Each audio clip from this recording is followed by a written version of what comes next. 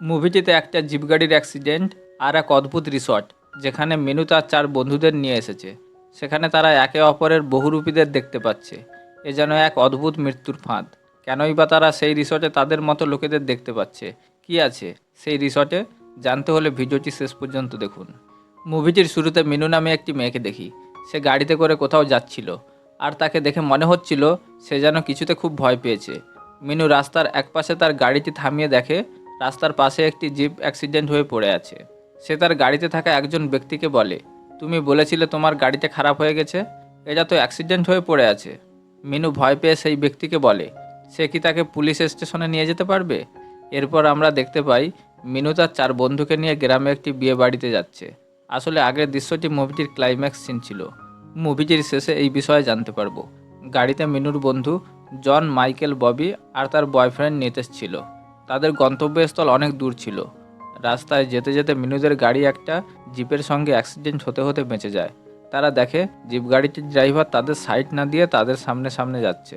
নিতেশ তখন রেগে গিয়ে কোনো রকমে পাশ কাটিয়ে সেই জিপটার সামনে গিয়ে গাড়ি দাঁড় করায়। তারপর তাদের সঙ্গে জিপ ড্রাইভারের কথা কাটাকাটি হয়। মিনু তাদেরকে শান্ত করে সেখান থেকে চলে যায়। তারা কিছু দূর যাওয়ার পর আবার একটি জিপকে আসতে দেখে।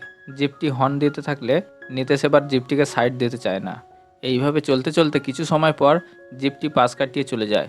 মিনুদের যেতে যেতে রাত হয়ে পড়ে। তারা সিদ্ধান্ত নেয় আশেপাশে কোনো হোটেলে রাতটুকু কাটিয়ে দেবে। সকাল হলে তারা চলে যাবে, কেননা সেখানকার আশপাশটা জঙ্গলে ঢাকা থাকায় খুবই শুনশান ছিল। মিনু প্রথমে সেখানে থাকার জন্য রাজি না হলেও পরে সবার কথায় রাজি হয়ে যায়। তারা সামনে একটি ভিলার বোর্ড দেখতে পায়, যেখানে একটি লোক তার জিপ নিয়ে দাঁড়িয়েছিল। তার নাম ছিল রবার্ট। তারা রবার্টের কাছে ওই ভিলা সম্পর্কে জানতে চায়। রবার্ট তখন জানায় সে সেখানকার কেয়ারটেকার। তারা সবাই রবার্টের সঙ্গে সেই ভিলায় যায়। ভিলাটি দেখে তাদের খুব পছন্দ হয়। রবার্ট মিনুকে ভিতরে নিয়ে যায় আর সব কিছু দেখাতে থাকে, আর বাকি লোক বাইরে বসে কথাবার্তা বলতে থাকে। মিনুর ভিলাটি খুব পছন্দ হয়। এরপর রবার্ট সবার খাবার আনার জন্য চলে যায়। সবাই তখন রিসর্টের ভিতরে একটা ঘরে বসে কথাবার্তা বলতে থাকে। ববির সেই সময় টয়লেট পেলে ববি উপরে ওয়াশরুমে চলে যায়। কিন্তু কিছু সময় পর নিতেশ তার পিছনে ববিকে দাঁড়িয়ে থাকতে দেখে। কেননা একটু আগে তো ববি উপরে ওয়াশরুমে গেছে, তাহলে সে কখন তার পিছনে এসে দাঁড়ালো? নিতেশ যখন সবাইকে একথা বলে, তারা নিতেশকে বলে এটা তার মনের ভুল। এরপর মিনু সবার জন্য চা বানাতে রান্নাঘরে চলে যায়। সেখানে মিনু হঠাৎ পিছনে নিতেশকে দেখে ভয় পেয়ে যায়। মিনু নিতেশকে গ্লাস পরিষ্কার করতে বলে, কিন্তু কিছু সময় পরে মিনু আবার নিতেশকে দরজার পাশে দাঁড়িয়ে থাকতে দেখে। আর গ্লাসগুলো এলোমেলো থাকার ফলে মিনু ভাবে নিতেশ এখনও হয়তো গ্লাস পরিষ্কার করেনি, তাই সে নিতেশকে ইগনোর করে চা বানাতে থাকে। এরপর সবাই চা খেতে থাকে, আর জন এক জায়গায় শুয়ে পড়ে।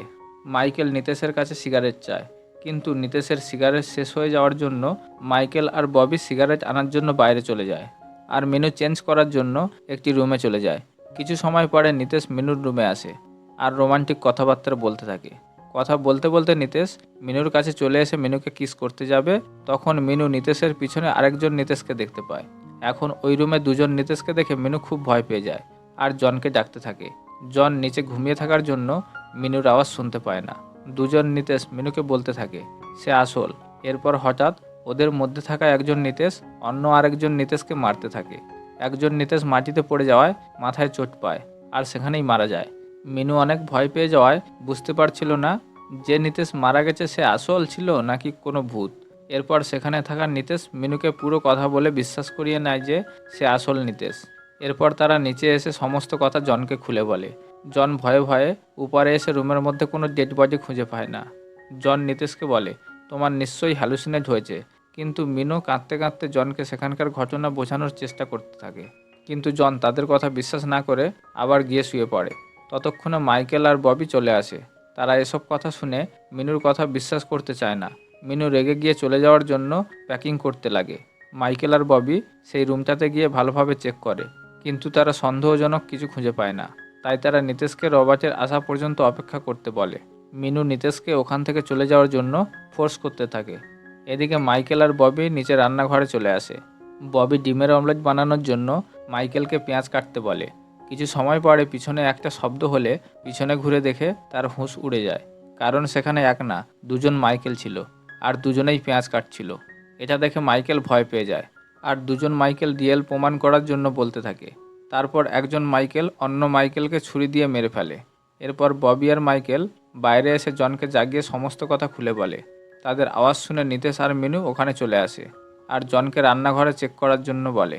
জন ভয়ে ভয়ে রান্নাঘরে তো চলে আসে, কিন্তু সেখানে কোনো ডেড বডি খুঁজে পায় না। সবাই খুব ভয় পেয়েছিল।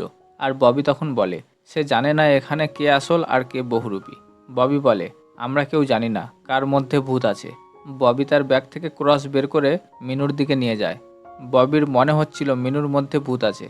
মিনু তাদের বলে এসব পাগলামি না করে এখান থেকে কি করে বেরোবো সেটা ভাবো।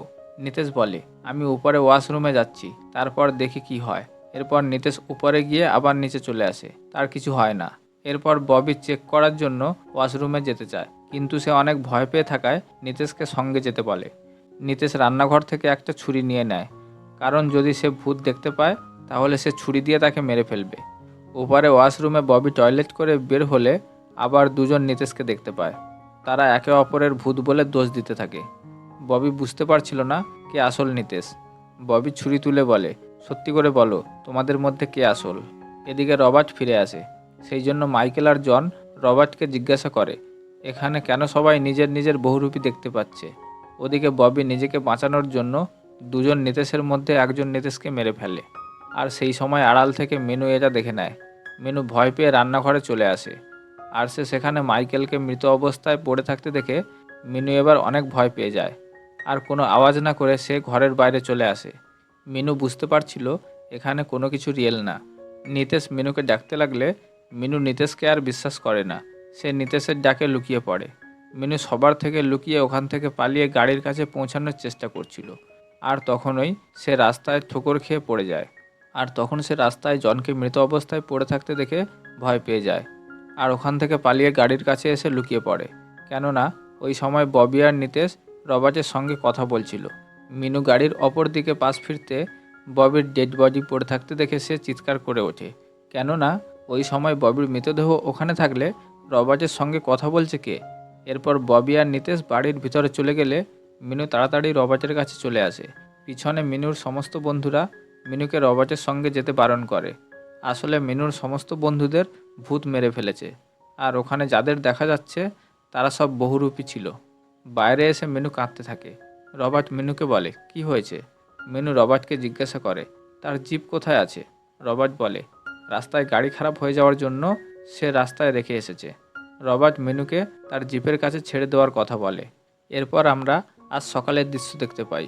এখানে রবার্টের মেয়ের হেলথ কন্ডিশন খারাপ হওয়ার জন্য হসপিটালে নিয়ে আসে। রবার্ট হসপিটালে গেলে নার্স তাকে ভিতরে ঢুকতে দেয় না, কেননা সেটা ওই এরিয়ায় একটা ছোট্ট হসপিটাল ছিল আর ডাক্তাররাও অ্যাভেলেবেল ছিল না।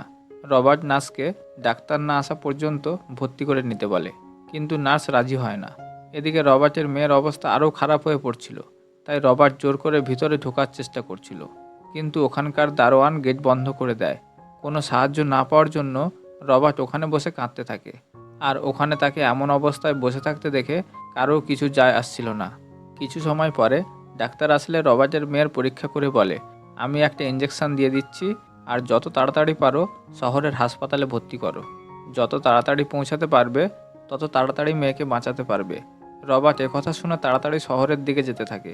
আর তখন ওই রাস্তায় নিতেশদের গাড়ি থেকে সাইড না পাওয়ার ফলে রবার্টের অ্যাক্সিডেন্ট হয়ে যায়, আর রবার্টের জিপ আগে গিয়ে একটা গাছের মধ্যে গিয়ে আটকে পড়ে।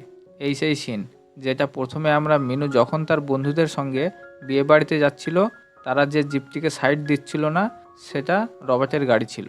এরপর কিছু সময় পরে রবার্টের জ্ঞান ফিরলে দেখে গাছের একটা ডাল রবার্টের পেটে ঢুকে গেছে। রবার্ট কোনো রকমের ডালটিকে পেট থেকে বের করে গাড়ির পিছনের দিকে যায়, যেখানে তার স্ত্রী আর মেয়ে ছিল। রবার্ট বুঝতে পারে ওই অ্যাক্সিডেন্টে তার স্ত্রী মারা গেছে, কিন্তু তার মেয়ের অনেক রক্ত বেরিয়ে যাওয়ার জন্য ছটপট করছিল।